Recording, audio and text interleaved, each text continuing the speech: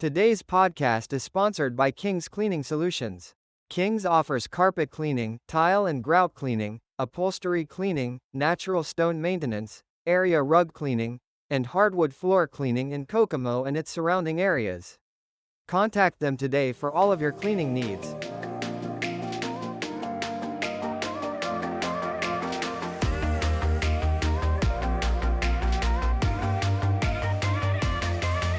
Welcome to another edition of The Lamp. I'm Pat Munsey, publisher of the Kokomo Lantern. This is part of our ongoing election coverage, and with me today is candidate for Howard County Commissioner, Sherry Rowe. Thank you for joining me, Sherry. Thanks it's a pleasure to me. see you again. Sherry and I have known each other for just a few years. I was honored and fortunate enough to be alongside Sherry when she started probably one of the most important environmental campaigns that have taken place in the state of Indiana over the last 50 years, and that is she is a crusader for environmental health, all springing from contamination that her father was exposed to on the job with Delco Electronics for his entire career, right? Right. So tell me a little bit about what you do in that regard. We can talk a little bit about your book, and then how that might pertain to what you want to do as commissioner if elected. Well, as a lot of people know, my book is still in the curriculum at Michigan State University. They've vetted long-term help here for us. Dr. Johnson is an anthropologist. She's a doctor of environmental anthropology. So basically what she does is studies the layers, and she studies how the plumes move. We're talking about contamination plumes in the water underground. Yeah, underground. So she's been studying a lot of the item files here. They've got a website, www.toxicaction.org. Toxic Action? .org. And they're constantly updating it. Her environmental students are like just researching through the files. We have new areas popping up all the time. You know, some of those files, I think the oldest was 1974 that I ran into. And you had my book, so this was like kind of an aha moment. You know, people told their stories, and I agreed to put them in there. That's why I wrote the book. One or two ladies had said to me, yeah, when there's cancer in an apartment, they bust up the floor, haul it out. I thought to myself, that's kind of extreme. Then I was in the files, and I was actually in a whole different area. I was looking at some files for PPG. Up pops this file, Delco Electronics, 1974. And I thought, I'm going to look at that because that's the year my mother passed away. In there, it said, City of Kokomo gives permission for Delco Electronics to haul so many tons of contaminated concrete to the city dump and dispose of it. And I was like, whoa. It wasn't that I didn't believe the ladies, but it was like how things come full circle, because of those stories, 90% of them I verified, you know, through old documents and things like that. And that was one of the ones that I hadn't, but I wasn't going to leave it out. So going forward, what we're doing now, they're teaching me how to write grant letters. Dr. Johnson is. There's a couple big grants that are up for grabs. One is an environmental justice grant for $10 million from EPA. Should Howard County get that, we would partner with like an outside organization, Citizens Action Coalition, probably we work with them a lot. And that money would be used for any resident business that wants their air, water, soil tested for free. The money would be used to buy the test. Then if we would find out they need a mitigation system for the air, the water, anything, we could use that money to provide those things. So that's particular grant, that's what the money has to be used for. It's for those two things, and we can use some for education, like just spreading the word. I find, unfortunately, most people don't think about contamination because you can't see it, you can't smell it. Exactly. Until it knocks on your door as a cancer diagnosis.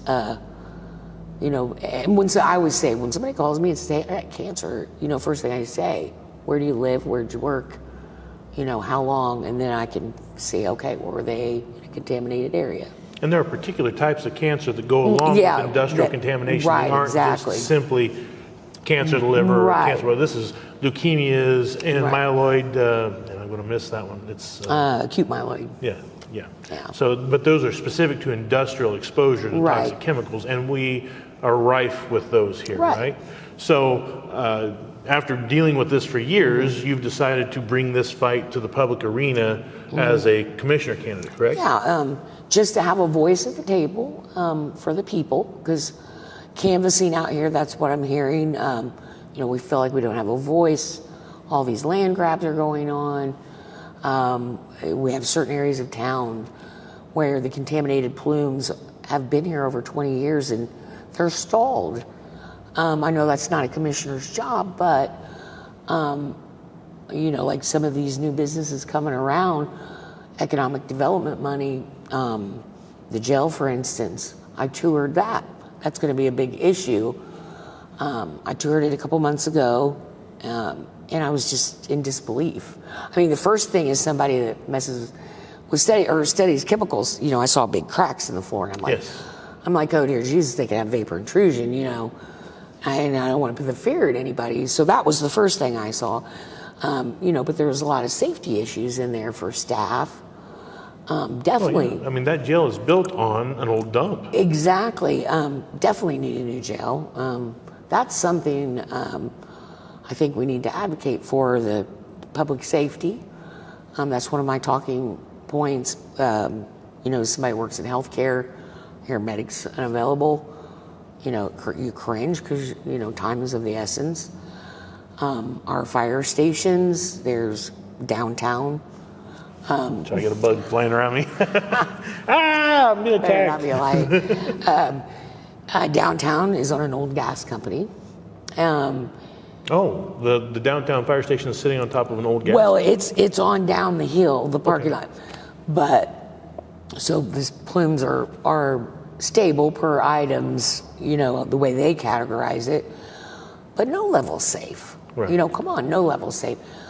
Now, this contamination is not just limited to the city limits of Kokomo. Oh no. I mean, we have it in various places all over the county, right? Exactly. But I was using those, like for example, in the station out at the bypass, I think it's Station 6. You got the GM plume that comes all the way across 31 on one side of it, and then you got 3 plumes from Stellantis on the other side. Those guys are right in the middle. I think that there needs to be a mitigation system in the fire stations, air mitigation, to make sure they're breathing clean air. I mean, they protect us. So as commissioner, how would you help that become a reality? Well, I've been researching. I am no politician. No, but you are a researcher. I'm a good researcher. I'm learning. So I've been learning about these edit funds and things and how they can be used to purchase equipment, renovate old buildings, things of that nature. And so I would push for things like that. I'd push for involving the people more. I think down the road, sometime they're going to have to adopt some sort of policy that involves the people. Because I think a lot of them feel, like they're not being heard.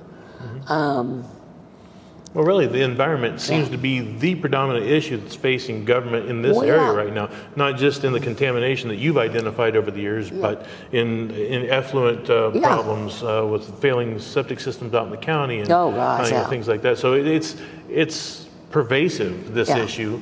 Do you feel like you are particularly attuned to that and best qualified to address this kind of challenge? Yeah. I think it would be good to have someone on the commissioner's board that has a little bit of an environmental experience. Sometimes I'm called an amateur, but when I put something out there, as I've learned this from you, I've got a document to back it up. I don't put anything out there. It's not my opinion, or what I might think. I verify it, put it out there. Unfortunately, I think a lot of times item counts on people like you and I not looking at those records. Oh, obviously, yes. And yeah, I was like so grateful when Michigan State came on board and had all these students that they were going to put in the file cabinet with me, because I could possibly never get through all those. But I mean, the one thing I'm trying to tell people, I have other attributes, 25 years of bookkeeping experience down at Southside Lumber, healthcare. So I think I would be an asset to those things. I'm all for economic development.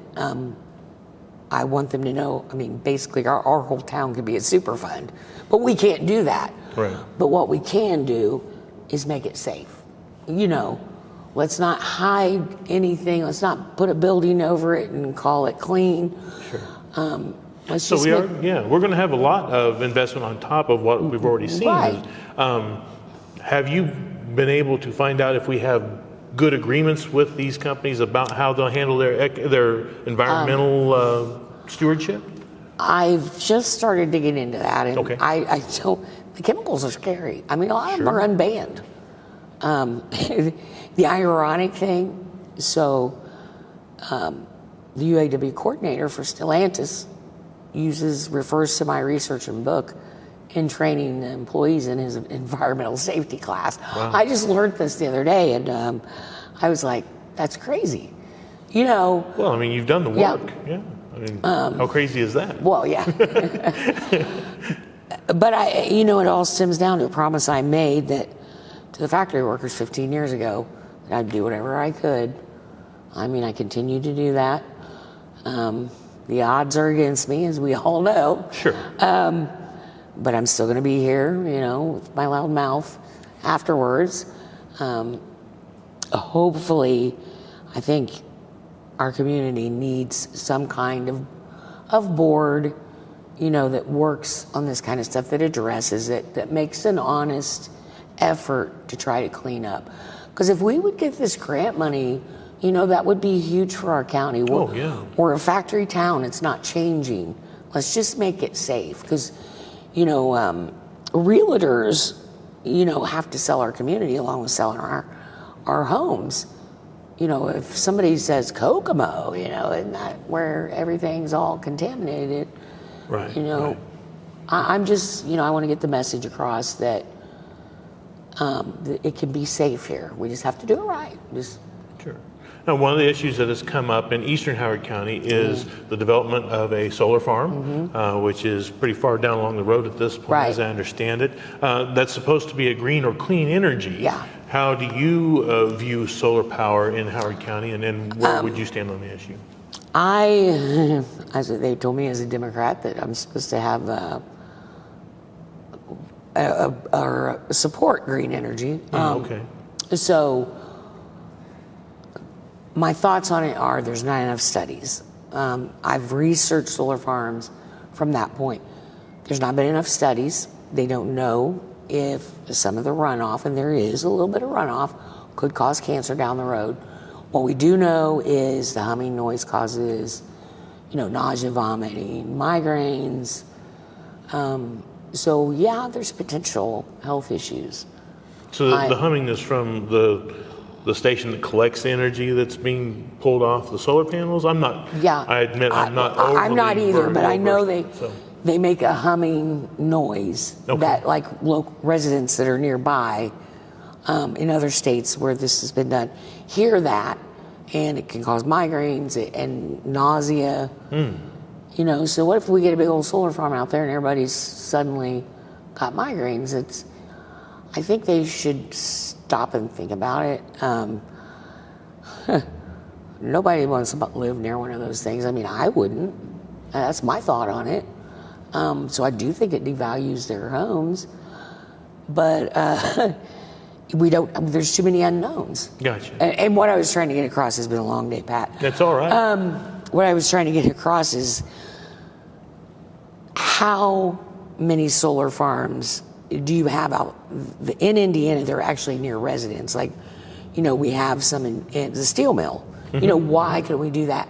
How many sunny days do we actually have here in the winter? What did we do, 25 days or something last winter I with have no idea. sun? Might be, yeah. Yeah, so how effective would they be? I don't know. I'm not sure And what goes into that's that. something I'm still learning about too, but I do know there's issues. Now, is there some benefit to the community other than the green energy, which ostensibly Right. is a benefit? Is there some other benefit to the community that you see in being host to a solar farm? Well, I mean, there's tax revenue, but Okay. you know that if you read the fine print, like I went on the webpage, their webpage, if you read the fine print, it says now those aren't guaranteed. They're just projected, and they're paid over like 20, 30 years, something like that. Okay.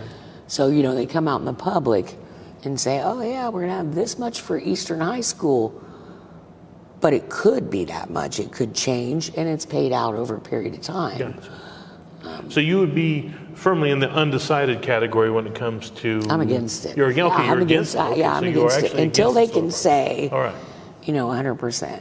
Gotcha. So if elected as a commissioner, and when that comes to you Yep. for a vote, today you intend on voting 100% against it Yep. unless you hear something else that It would, sways you. yeah, like I said, we're not going to know that for years. Sure.